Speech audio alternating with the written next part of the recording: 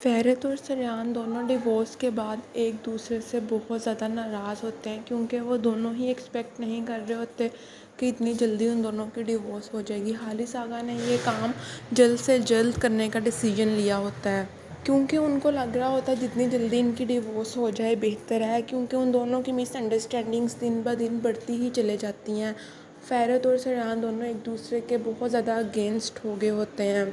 जज दोनों को बुलाता है कोर्ट में और उन दोनों से पूछता है क्या तुम दोनों एक दूसरे के अब साथ रहना चाहते हो।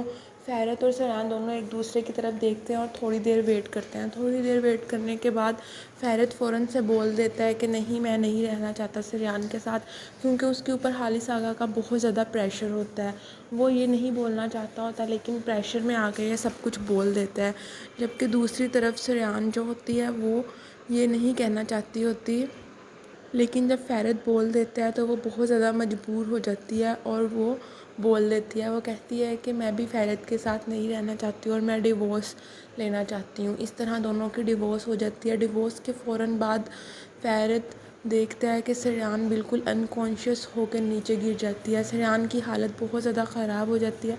फ़हरत जब सरेआन को इस हालत में देखता है तो उससे रहा नहीं जाता और वो फ़ौरन से भागकर सरेआन को उठा लेता है।